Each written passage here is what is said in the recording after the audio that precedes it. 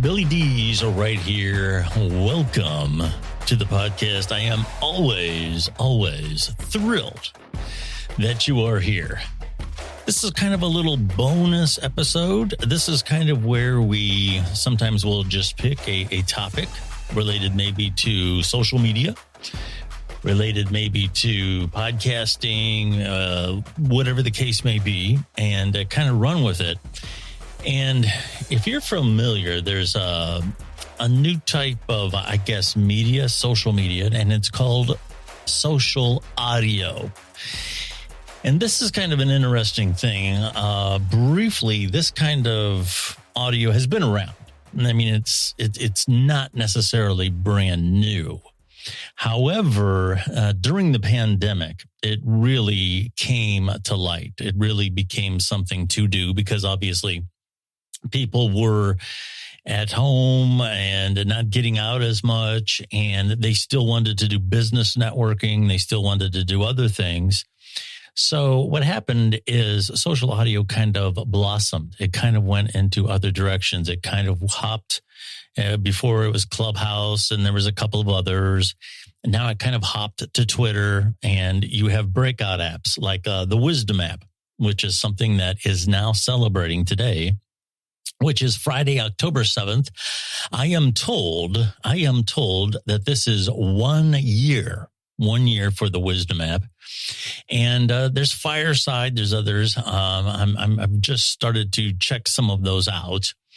And I'm kind of curious as to this phenomenon and how it has impacted social media, for one, and how it's impacted one of my little wheelhouses, which is podcasting. Okay. And so I'm going to kind of start there. And for those of you that may be listening on Wisdom, and you may have an opinion about this, I'm very interested. I'm just going to do a little spiel here, kind of set the stage for this. Wisdom and all of these other social audio apps, have they impacted social media? And I am going to say yes on that one, because here's the deal. What happens with social audio is, I believe, it is a great way to create communities. And a community can be a lot of things. But I've noticed, especially, let's say, with mental health, there's a lot of people who feel comfortable coming into, let's say, a Twitter space or with something going on in Wisdom or what have you, and talking about mental health issues. And that's absolutely fantastic, because stigma around that has really prevented a lot of progress over time for mental health. And this now gives a platform for people who may not want to go out in public necessarily, but they still have something very valuable to share about their journey. Artists are another one. There's a number of people who have these communities of artists who share their creative ideas and techniques and so many other things. And kind of my wheelhouse, media creators. Here again, techniques, different styles of things. What kind of microphone do you use? How do you record your podcast? What software do you use? You know, this has been a fantastic development for social media in general, the social audio aspect of it. I'm not, as a podcaster and someone who's been professionally making audio for a long time, I believe, for me anyway, and this is my opinion, for me anyway, it's a great way to accent the podcast. I don't know that it is a production tool. I'm not quite there yet. That's not to say you couldn't repurpose a space on Twitter or take a Wisdom talk and put it into the form of a podcast. I believe you could do that. But me personally, to do that, as this is going to be my method from now on of doing this, I'm probably going to say no on that. Anyway, I have on the line here Rodney. Yes, sir. Good morning, Billy. How are you? I am doing fantastic. Rodney, obviously, I have your first name. Where are you from, Rodney? I am from Houston, Texas. All right. Houston. That's awesome. Rodney, tell me a little bit about your experience with social audio. Yeah, absolutely. So, like you've had more experience. I actually just celebrated a year of podcasting, and Moments of Mindset. The podcast is the brainchild that I created last year and is hosted on Anchor. And after a year, getting the email from Wisdom and coming over and just kind of exploring, having the podcasting mentality of going in the lab per se and creating, whether it be a monologue or a conversation with others, that in itself has a different mentality than Wisdom, right? I was used to creating a product, putting some bells and whistles, marketing it on social media to try to get the feedback from the product of the conversation. And what I noticed, on Anchor and trying to put out polls and things of that nature, yearning for that feedback. Yes, you get the downloads and all that sort of thing, but for me, it was the wanting and desiring the feedback to make sure that the value I was hoping I was presenting was received. Well, once I came over to the Wisdom app, what I realized, it wasn't just about monologuing or a one-on-one conversation like you and I are having. It was more of building the community. My initial thoughts were, I could utilize this community and then try to take the community over to my podcast to support that. But what I realized, these interactions and these conversations that are chunked full of gems and growth and shared experiences, it made me really, truly dive into the Wisdom community and what it was all about. Hence why we're celebrating a year of it. And diving into it, it's made it definitely more difficult to say, hey, I want to do Wisdom talks, and I do 6 days a week on Wisdom. So to do the 6 days a week and then to go back to a place where I want to isolate myself and create, that in itself it's not realistic for what I'm trying to do, right? And speaking to the repurposing of the content, yes, we can download it and, maybe put them as a short or put them on different platforms, maybe, but I really just enjoy how being in this space and having these conversations and really having a catalog of these heartfelt exchanges. This is what I've been searching for in terms of I even dove into podcasting in the first place. Yeah. Well, that's fantastic. Your podcast, tell me a little bit about that. What kind of subject matter do you cover on it? Yes. So it's the acronym MOM, Moments of Mindset. So it's helping others find the correct mindset, whether it's a growth mindset, abundance mindset, positive mindset. And once you have that mindset, then turning that into the conscious habits and routines. That way, ultimately, you'll get to a massive action plan that you can integrate, create that abundance in your life. And that abundance, that's the success and the fulfillment. Obviously, you feel the community in social audio, and maybe here in particular on Wisdom, has been great for that. Would you say that's true? I absolutely would. And Dio, obviously the visionary of this community and app, wanted to democratize the mentorship, if you will. And just throughout my life, I realized that, yes, you could go about the trial and error, but a lot of could be wasted if you're just trying to forge on your own and reinvent the wheel. However, in these conversations, you're able to pick the brains of others that might have been where you are. A lot of times I'll say on the talks that my former messes are now my messages. And so for those that are going through some of the things that I went through, if I'm able to share my experience, how I overcame those, and maybe it parallels with your experience, Billy, you might be able to take some tidbits and say, hey, you know what? I didn't think about that. Let me try that and see if I can, gain a little bit of knowledge or wisdom, if you will, from Rodney sharing his experience. So to answer your question, absolutely. I see the wealth not only in me sharing, but in the competency of me communicating effectively. Like this application, this community teaches us also how to actively listen. I say if somebody's in the audience and maybe they've never even jumped up to be a guest, they can practice actively listening. Sometimes I take notes every single day when I do my talks when guests come on. That way I can get a frame of reference for something that they're sharing that's, particularly in line with whatever the topic I might be talking about. Or maybe they're just don't feel okay. And it's okay to not feel okay, and they want to share. So it helps me navigate the nuances of, okay, do people need a sounding board? Do I need to interject a similar experience, maybe to shed some light where they might be feeling darkness?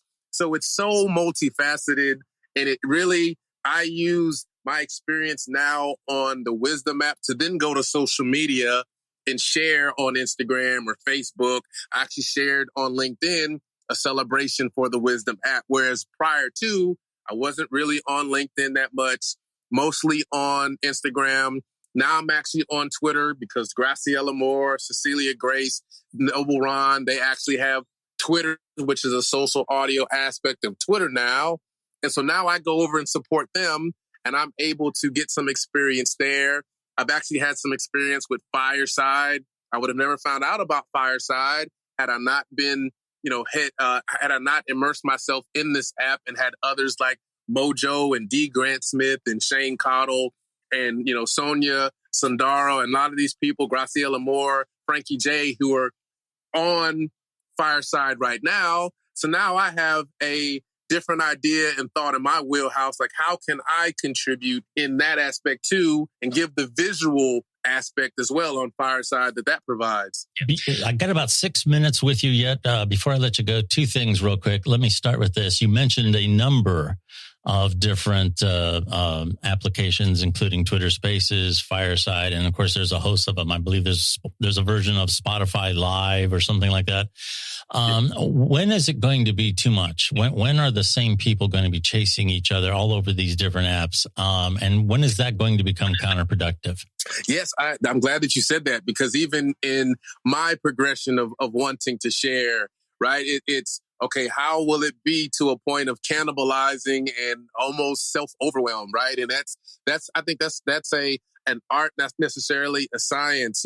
I, for one, I was thinking about hopping into Twitter Spaces, but for me, this, being in the Wisdom community would be no different than Twitter, other than the fact that Twitter has so many bots, and that's almost like the wild, wild west. You almost don't know what you're going to get.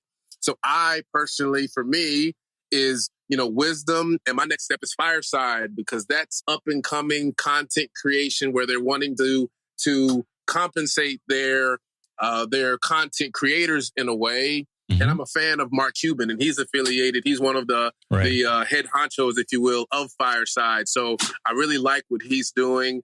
And so I'm going to limit it, because you could easily, if I tried to go on LinkedIn, Facebook, Instagram Live, Twitter Space, like it's overwhelmed, and I would be dooming myself to just being dizzy with all these different stimulations of where I could be. So I'm going to try to limit it to really being here on Wisdom, because I'm 6 days a week, Sunday through Friday.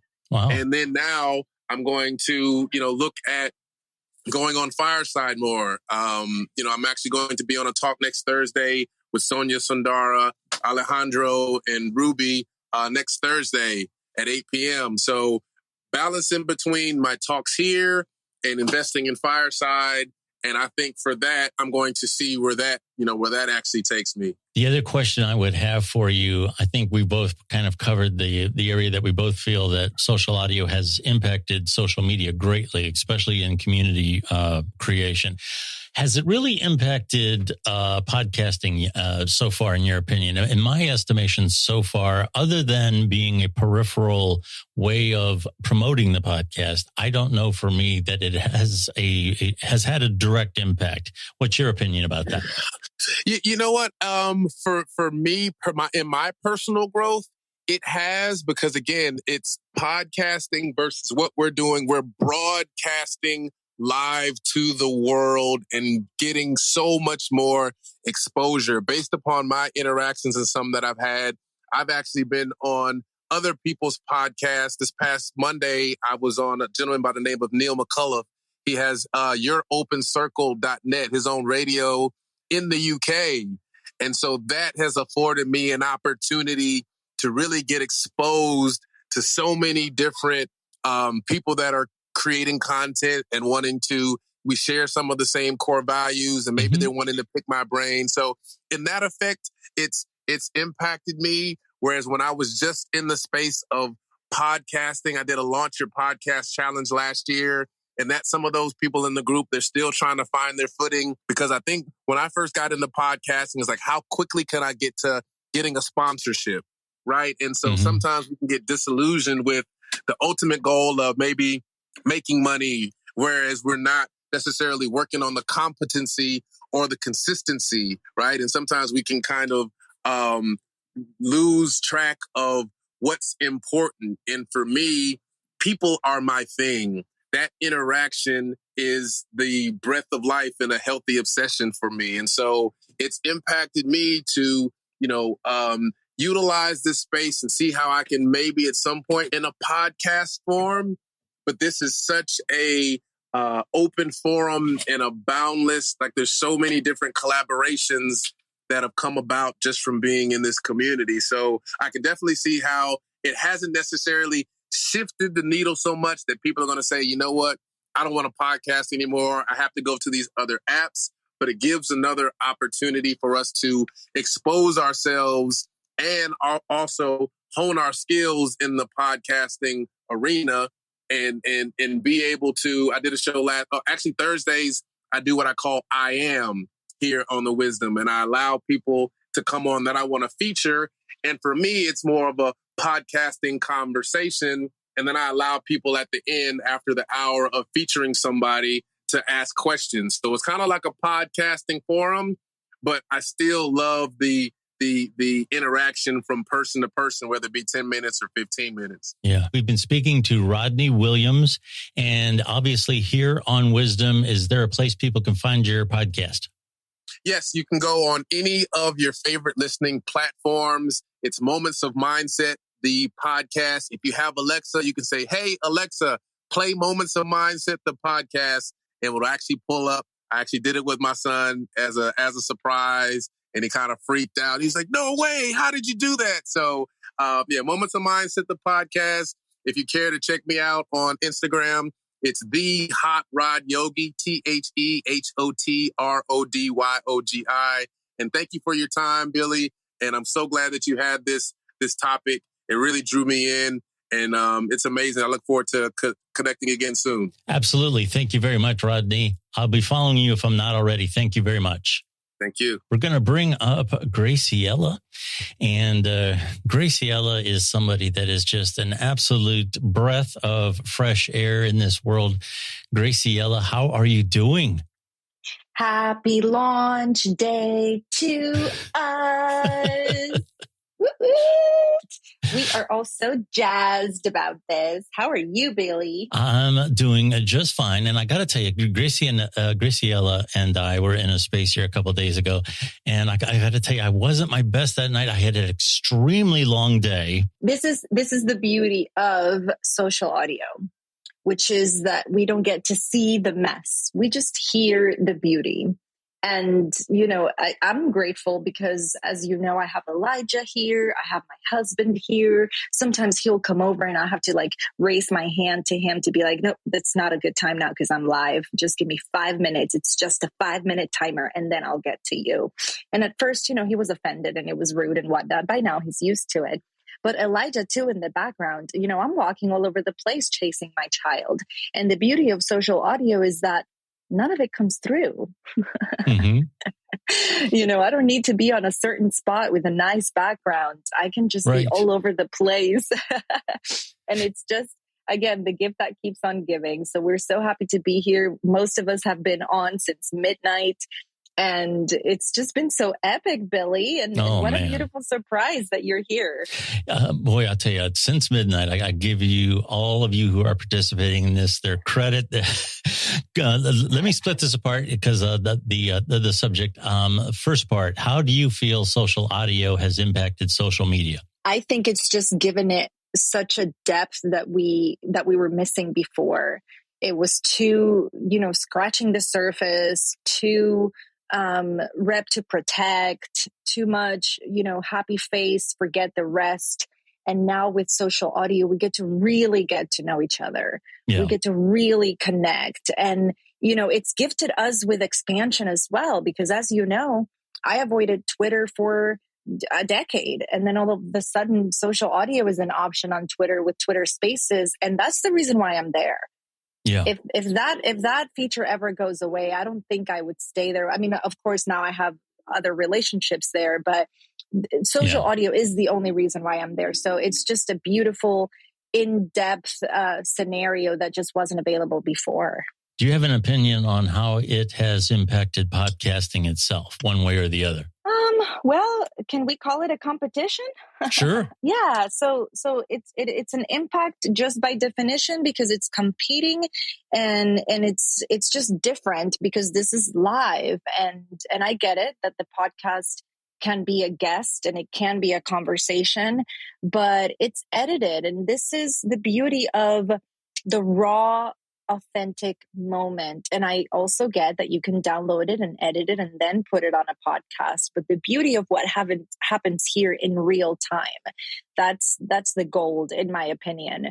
It's just a whole different live event that on the podcast, you can add the adverts and you can add all these other things. But here, it's just raw. Like how much raw can you get? Yeah. I don't know what other word to use. Sure. I do believe there is a certain energy that comes with live. I have done over the years many live podcasts, but they weren't interactive. They were more or less internet radio. And I do believe there's a certain energy that comes from that. And as a broadcaster, I do believe there is a certain discipline that you have to have in preparing your content when you are live because you can't edit it. It's absolutely you have to be on the top of your game right while you're rolling with it. I did run across you on a Fireside the other night, and that's kind of a topic that I touched on just a moment ago about all the different apps now. At what point is it going to reach a saturation? Okay, that would be the one thing. We got Wisdom now, Twitter Spaces, there's Spotify Live and Fireside and all these other places, and that's on top of the Clubhouse that's already been in place for a while. Are we going to reach a point of saturation where that's pretty much the same community of people in the same half a dozen places? So that's a good question that I feel like varies from person to person. And coming from the field of real estate, there's realtors are everywhere. Yeah. There's no such thing as a saturated market. Oh my gosh, one more person got a real estate license. They're going to starve because it's so saturated. And so me coming from that background, I don't see it in those terms. I just see it as there's something for everyone. And if one app doesn't resonate for you, then another one will, even if they offer the exact same thing. And this is why they're all designed differently. And this is why they all offer different things. And so saturation is something I feel like it's very subjective, right? I mean, it is an opinion. And so with that said, it's not my opinion that we can just call it a saturation. I just feel like it's a blessing to have all these options, talk about abundance. Right? Sure. I like I said, I listened in on you a little bit on Wisdom, on Fireside. And I find that app intriguing because of the fact that you can have video as well. So, for example, you and I could be doing an interview. Both of us are on screen, and then we could have other people come up, ask questions, audio only. And you did mention that coming on here that, you don't have to prepare a background, turn on lights, make sure you have a nice shirt on or whatever. Is that a dynamic that you like about maybe incorporating some of that into this social audio, incorporating video as well, or should it just stay audio? So I love just the audio itself, but what I tell you that attracted me to Fireside is the option. So like here we can download these talks and repurpose them. And that's really, I think, the one thing that hooks people about Fireside is that you are given all of that content for you to repurpose. And that's why I'm there.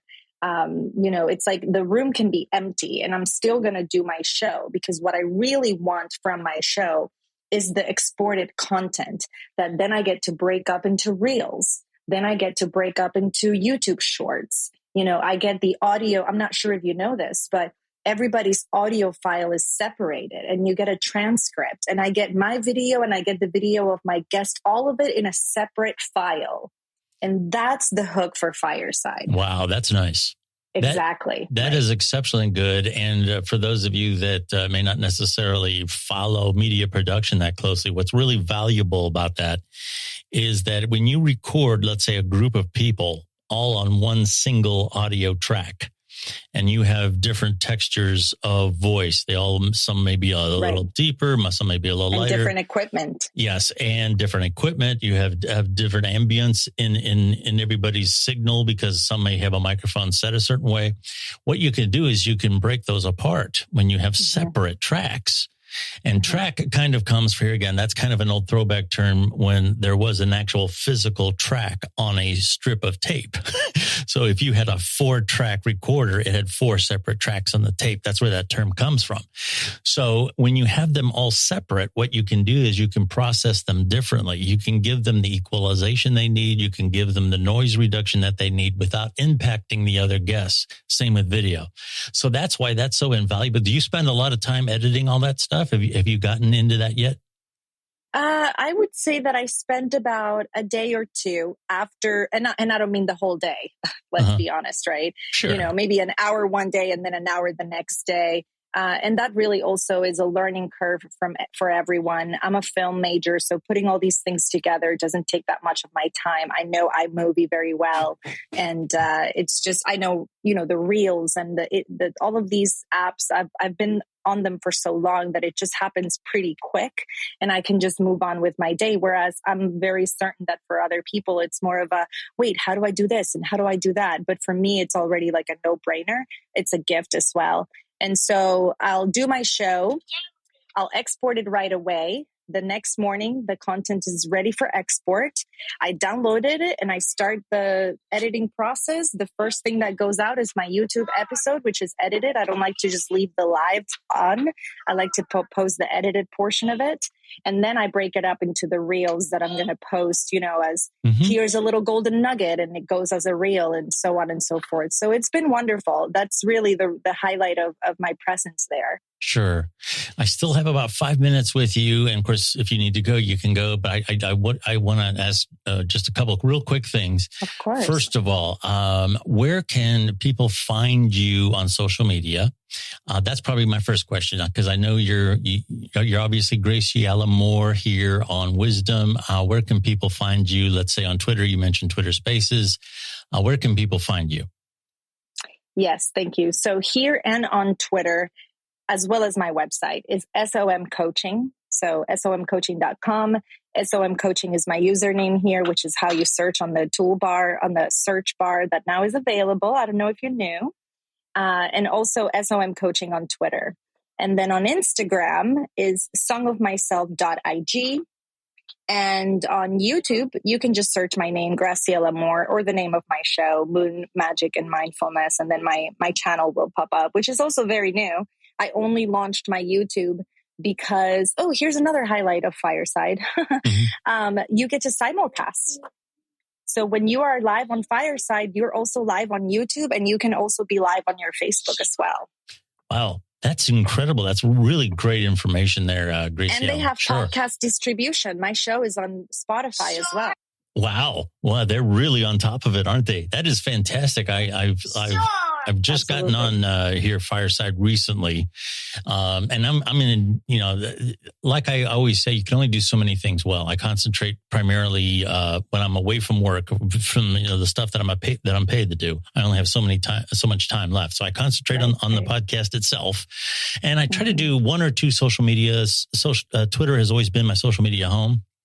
Some of these apps, Wisdom, I haven't been on as much, but I have been utilizing it. I feel the sound quality on here is very good. And I've heard a lot of great things about Fireside, and I've been trying to kind of examine the nuances of that. So that's all this information that you're giving myself and the audience is absolutely fantastic. I really like it. There's a lot going on in the news today. I won't get into the specifics. I just don't mean today, like Friday, but recently. There's a lot of scary things being talked about. How do you maintain, what would be your message of hope for people out there? Not to watch the news. No, I'm kidding. Well, honestly, that's my strategy, right? As an empath, I just avoid all of that drama so that I don't get nightmares. So not watching the news is definitely something for people to consider. We literally only watch the news when there's a hurricane coming or when there's elections. The rest of the time, my husband and I live in La La Land, and we're always the last to find the news. So let's just put it that way. Yeah. But I think hope has to do with, focusing on what you want to create, focusing on your family, focusing on the abundant blessings that you have, and taking that one day at a time. All of a sudden, you achieve great things. And that's hope right there. So thank you for always allowing me to share this message with everyone, and for being you, Billy, because even when you think you're not being your best, we still get the best from you. So thank you for that. Oh, that's very generous of you. Thank you so much, Graciela. In the final minute, are things good where you're at in Florida? I know a lot of people are still out of power. Water has been a problem. How are things in your area of the world?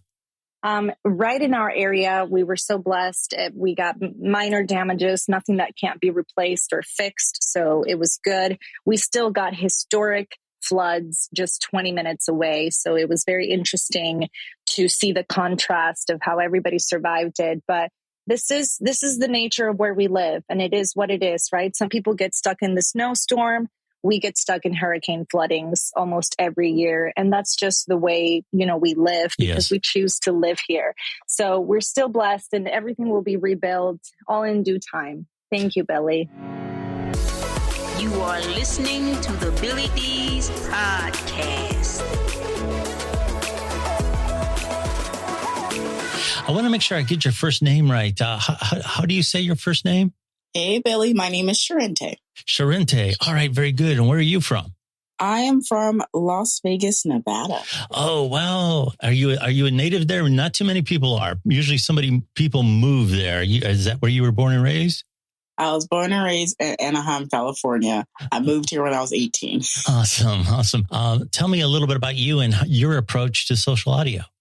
For me, a little bit about me is that I am someone that like to be very, very quiet and hide my little light underneath a bushel so no one could see it, but still encourage people all the time. Sure. To the point that I got super, super sick and had to go on my healing journey.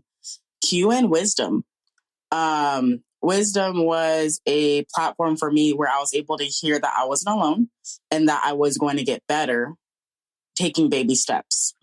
And for me, audio has impacted my life in profound ways. When I didn't want to do something that was a goal, I would hop on Wisdom, listen to someone's talk, and start cleaning my house. And I'll say, tell me more, as I'm scrubbing the stove. And I'm like, I didn't want to do this, but I'm doing it because I feel motivated to do it right now because someone's talking to me and they don't even know that they're helping me clean the house. Sure. Or drive the car, or hopping on to Clubhouse just to fill my time in spaces and places that I felt wanted, I felt seen, and I felt heard. And if I did not feel that, I would remove myself from the room.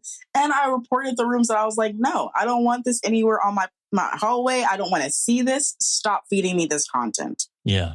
Well, you bring up an interesting point about audio in general, whether it's a podcast or whatever it is, in that you can consume audio content while you're doing other things. You don't have to sit down and read it. You don't have to sit down and watch a video. So you can listen to a podcast while you're on your way to work or you're on the treadmill, whatever the case may be. And it's such a great way to passively interact with other people. So that's a great point right there. Do you feel social media, social audio has impacted social media? It sounds to me like you have taken part in the community aspect of this. So for me personally speaking, it's affected my social media because of the fact that I literally made a pledge earlier this year saying I'm going to post affirmations every day of the month, no matter what. I'm going to get it done. I'm going to figure this out. And I've been doing that ever since. And Wisdom has been holding me accountable because I have literally said, hey, because I created my own podcast on Wisdom. I've created 2 actually. Okay. Through being on this platform. And the social aspect is sometimes I will go on Fridays with Jessica and go live and just be silly with filters, not having deep philosophical conversations. Just talking about the whimsies of life and being able to interact in that way. And that's for me also a way for me to get comfortable with doing the video content, which is one part of marketing when it comes to building a business. So I have used social media as well as audio and the community aspect to help me build my confidence in my voice and what I say and how I deliver it. Interesting. You've mentioned, it sounds to me as a podcaster that for you anyway, you approach it from the side of social audio has been a part of your production technique. It's not just something that you're using to promote your podcast, but it's very integral in how you produce your podcast. Is that correct? So and from that aspect, it's very much impacted you as a podcasting creator. That is correct. I use Wisdom to record all of my podcast episodes, and that's because there is a monetization piece that is not super humongous, not going to get racks on racks on racks, but it's something that can help me buy better equipment for my podcasting, so that when people are listening to me, they can hear me better. Like right now, I am not on my setup. I am just on my regular schmegular phone right now, but I have bought other things to help enhance the experience, as well as because of Wisdom, what I do exactly kind of what Graciela does is I record, I download it, I put it in my folder. For my main show, I get that mixed and mastered by someone that I found on Fiverr in India, where he'll add in my background music that I've created myself, add in additional effects that I've created just to enhance the experience. So people reason why they should listen to the streaming version, not just the Wisdom version, because they're going to get more added stuff when they listen to the podcast on the podcast platforms. Oh, and that's great. Yeah, that you supplement that and you give some special content. That's absolutely fantastic. We've talked about Fireside and some of these others. Have you tried those, and how do they compare? So for me, I have not tried Twitter Spaces. They've been trying to get me on the bandwagon. I've been figuring out automations during this entire time, and how do I automate all my social media so I can work less and do more. And for Fireside, I am officially part of their creators. I have not created a new show for them because I'm figuring out for me, what visual show would I like to create? Because I personally do not want to bring my Affirmation Station over to Fireside. I want to bring my Speak From Your Heart podcast over to it because those are audio based for that. Will I eventually have a show for Affirmation Station? Yeah, it might be a kids show, but for right now, this is where I'm at. The one thing I can say about Twitter Spaces is you were talking about affirmations, and I alluded to this earlier. There's so much related to mental health overall, whether it be a positive attitude, or a lot of people talk about their bad experiences, overcoming them, etc. That community, to a large degree, is already on Twitter. That's the one thing I would say. So there's already like a lot of hashtags for mental health, whether it be a recovery posse for people battling addiction. That's a big one. So all of this community that is talking about a mindset that is healthy is already there. So that is the one aspect of Twitter Spaces that I kind of have to tip my hat to, in that you don't have to bring that community to the platform. It's already there. But do you have any opinions about that? Have you tried Twitter at all? So I'm on all social media platforms. I just don't dive deep into everything. Sure. So when it comes to Twitter Spaces, I have been a part of people's stages. I just have not hosted my own. So don't know from that point of view. I understand. And I liked it. It was a lot of fun. It was a lot of different engagement. You got to see everyone's different reactions at one time and I like Wisdom. I like the fact that we have reactions, but on Twitter, there's the difference, because when you see the reaction of them, they're actually in their own bubble. As opposed to Wisdom, only one type of device can actually do it. That's the first thing.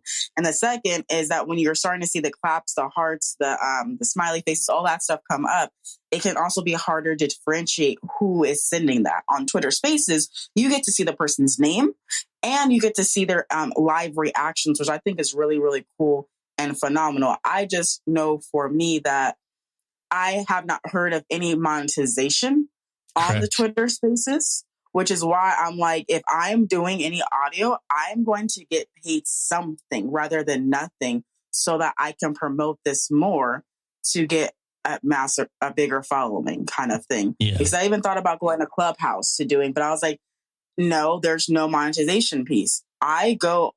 Besides doing what I do, I also think about how financially can I be supported in this besides myself and being my own angel investor. Right. Before you go, can you, you mentioned you're on different social media platforms. Do you want to kind of tell us where you can be found? Sure. I am Sharente Carr everywhere you pretty much are. I'm not even joking. So if that looks like TikTok to you and that's your main thing, I'm on TikTok, Sharente7. If you're looking for me on Twitter, I'm on there. Daily affirmations all the time, as well as acronyms, as well as promotion for my podcast and what is going on and what's getting talked about. I have Speak From Your Heart show on Instagram, which is specifically my podcast show, where I'll be working with other people to host it, not just me. It's going to be a community effort for that podcast. I have a lot of social media. So literally just type in Sharente Carr. You will find me in Google. Trust me, all the sites, the Facebook, everything. So that's where I'm at. All right. I'll ask you before I let you go. I'll ask, since we have like 2 minutes left and some seconds left. I asked Graciela, there's a lot happening in the news here recently, and a lot of it isn't good, as is usually the case. You talk about affirmations. You seem like a very positive person. It's been a pleasure to have you on here. What message of hope would you have for people right now? Never give up. Because that happiness that you're looking for, that joy you're looking for, that money you're looking for is on the other side of the pain you're currently feeling. Never give up. Because when you don't give up, you'll get to see the other side.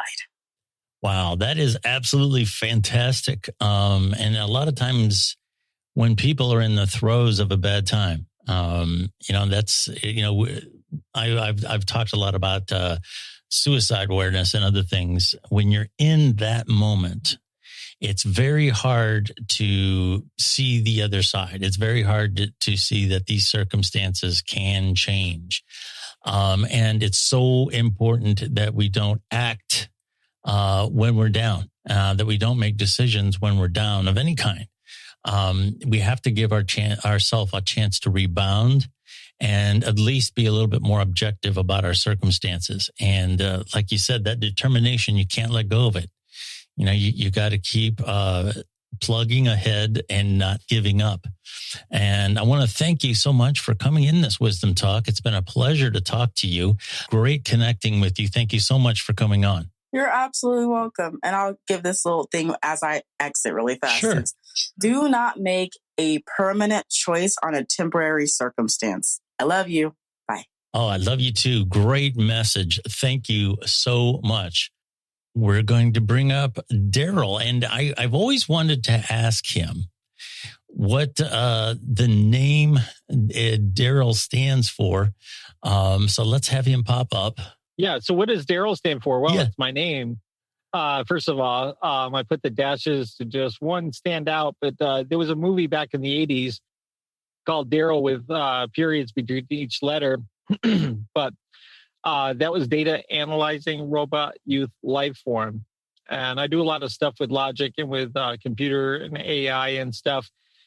So yeah, sometimes I think that that's pretty apt for who I've become as an adult. But I also have Daryl.com with the dashes. And so I thought it'd just be a fun way to do it. And sometimes I also say that typing in my name is really difficult because you got to find the shift key and then find the thing. And I says, it's just my sneaky way to have you spend more time with me. Well, yeah, I don't doubt that works. Now, you're kind of like an audio guy, right? Is that your background? Yeah, I mean, I don't know about, what do you mean by audio? Like broadcasting? Yes. Yes. Yeah. Yeah, I'm kind of one of those old school, audio guys with the microphones and the speakers. And I was one of those guys back in the day that, had the big speakers all up piled against the wall. I got away from that, but that's definitely my background. I definitely have a love for audio. So you bring that. So let me start. And if you have any comments you'd like to bring forth, please do so. But I did want to start by asking you, first of all, I kind of have a two-pronged theme here. How do you feel that social audio has impacted social media? Social audio and social media. Well, I don't know yet.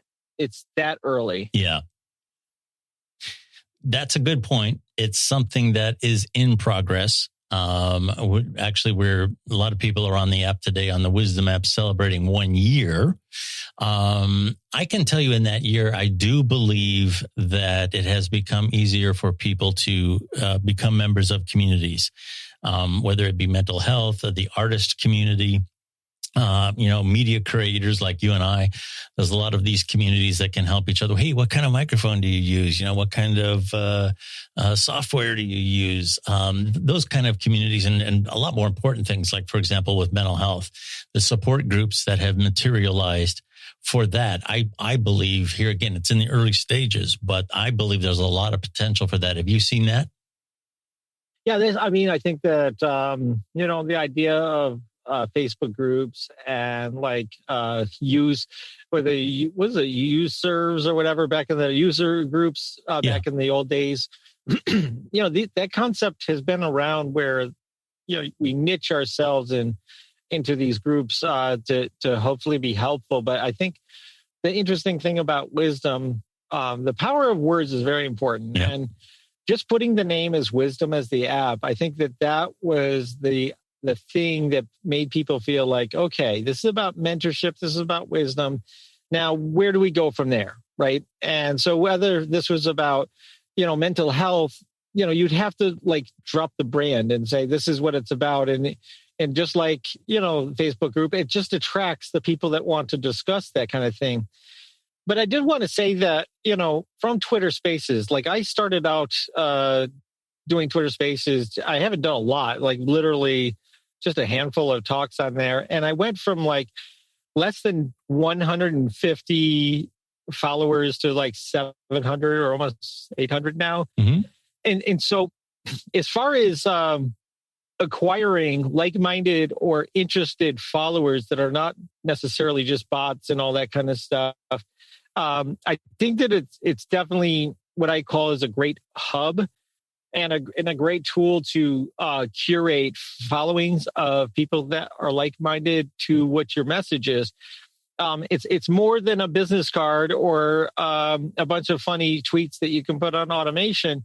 It really shows the core of who you are, right? If we're talking about Twitter Spaces, it shows people who you are, because voice, as you know, voice is a transceiver to the heart. Right? You can kind of feel what somebody means and who they are and what their essence is. Whereas when you have visuals and you have words, either side of those perspectives don't exactly give you the same insight into somebody's essence and their heart as just voice alone does. That is correct. I believe the idea that there's a certain intimacy, I believe, in audio-only communication, in that your voice just travels an inch or two, goes into a microphone, and goes directly into someone's ear. With video, you have a certain separation. The camera is several feet away. Consequently, the audio is, you don't have that. So I kind of really aspire to the spoken word as an art form. And not that everything that we do on social audio or that every podcast is unlocking secrets of the universe. That's not what I'm saying. But there's a dimension there that I feel that we can explore as creators being audio only. Now, do you have a podcast, and do you feel that that social audio has impacted podcasting in one way or the other? Has it taken away from it? Does it compete from it, or is it enhancing it? Well, I think I think that a podcast is a good example of what will probably happen with social audio. That's how I say we're so early. When podcasts first started out, was really early.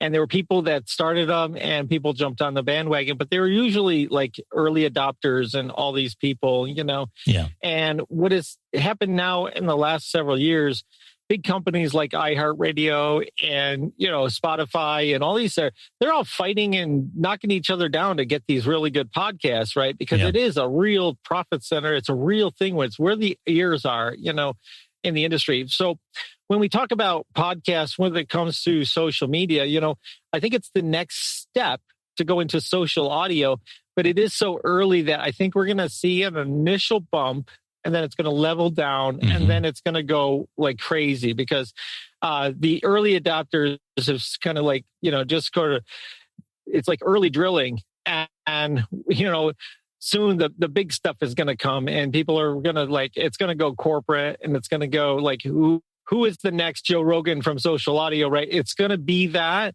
So it's just be the early adopter now, just trust in it, and you're investing in a really long range thing. Yeah. And it's exciting. Yeah.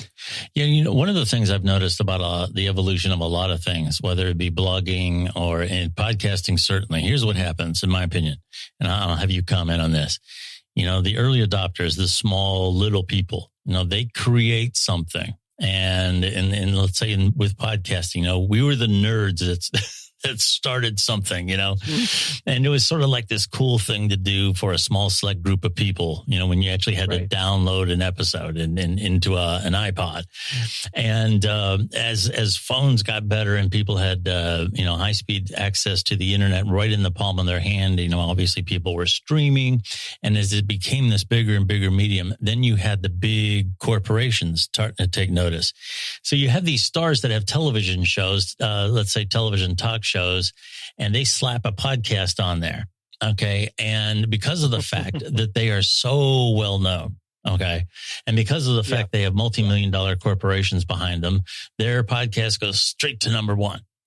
And, it's always those little guys who create those mediums. The big guys don't want to get involved when nobody's there to listen. But once people are there to listen, then they barge in. Now, that's not necessarily a bad thing. When Dr. Phil or somebody like that comes to the medium, he brings a lot of people with him that may not be interested in podcasting otherwise.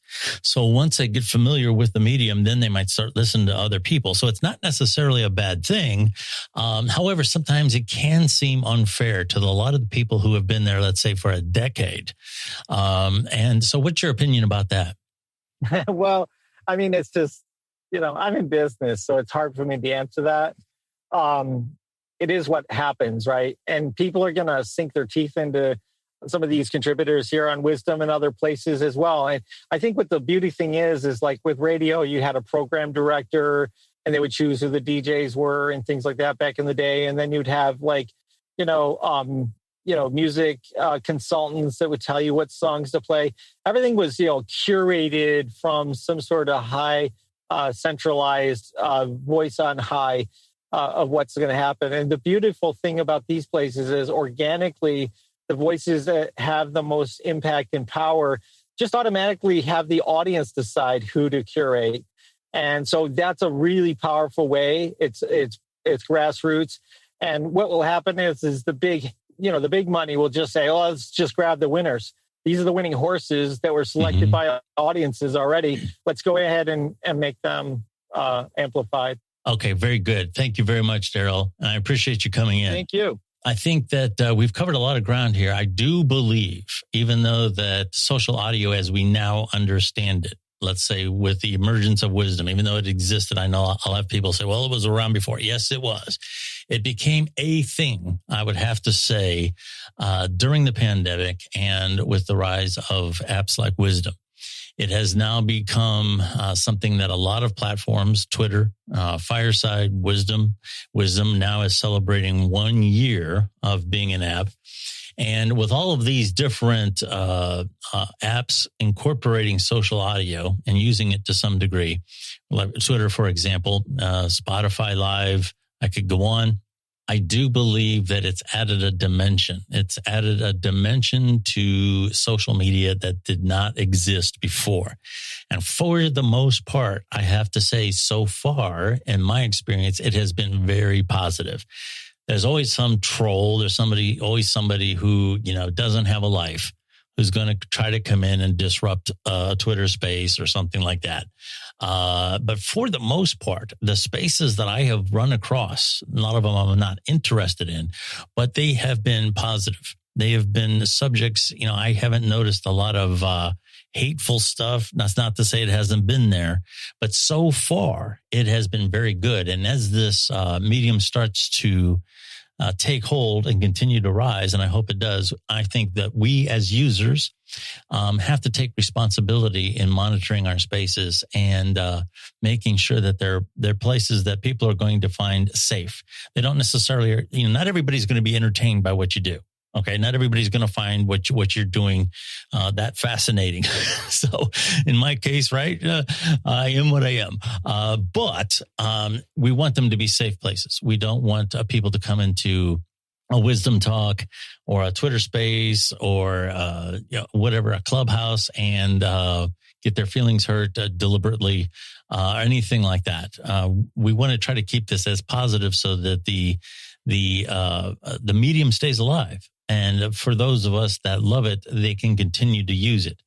I am still kind of on the fence about how social audio is impacting podcasting. I believe that most of the people that have very tightly intertwined podcasting and social audio were people that, grew into social audio simultaneously with their desire to podcast.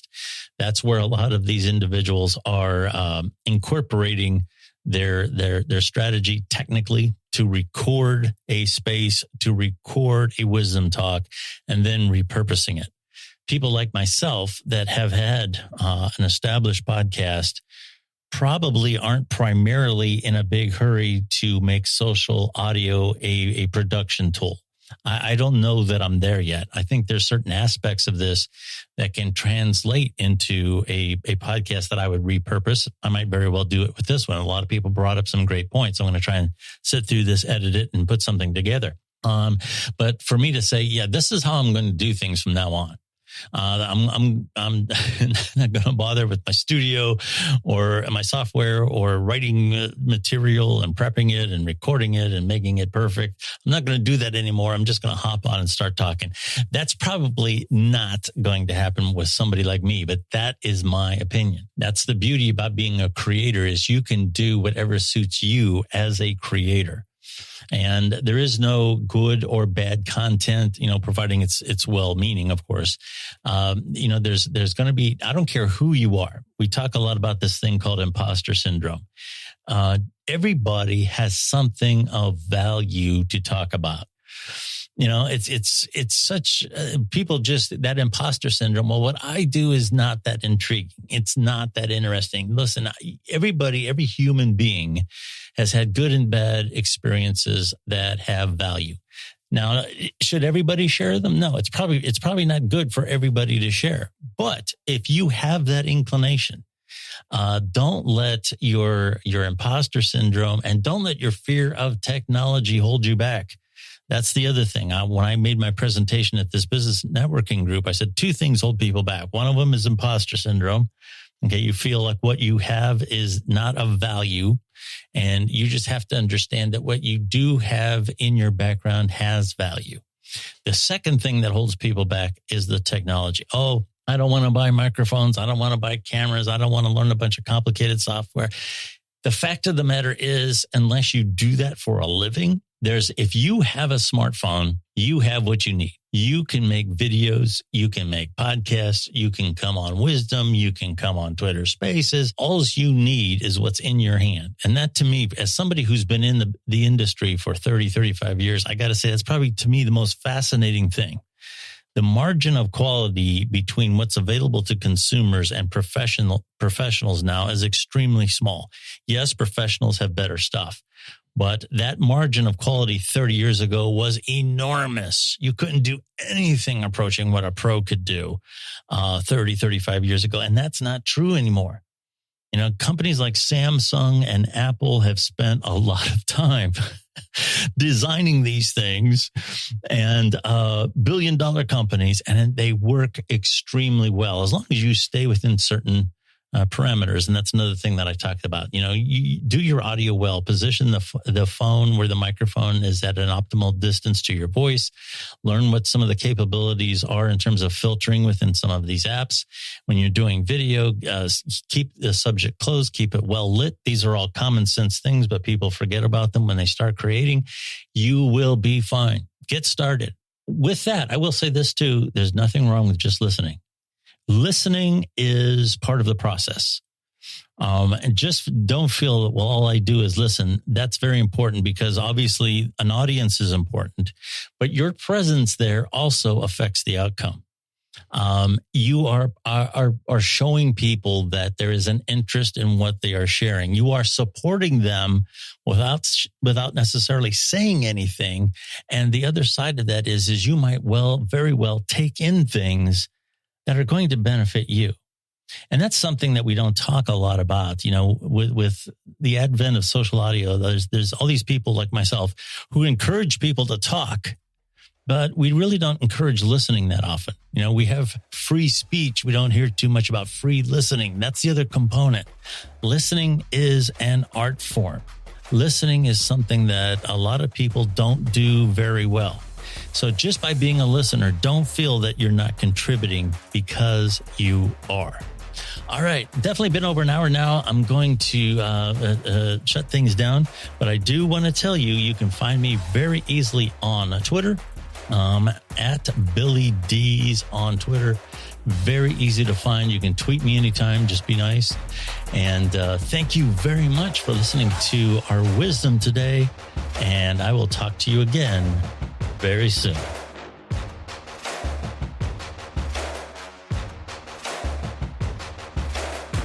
I'm Billy Dees and host of the self-titled podcast, The Billy Dees Podcast. We are primarily an interview and a commentary-based podcast featuring authors and creators talking about their craft, advocates for community issues, and myself and an array of co-hosts discussing current events. There's no partisan ranting and raving going on here, just great content. You can find the Billy Dees Podcast on your favorite platform and on Twitter at Billy Dees. Thank you, and I hope you listen in.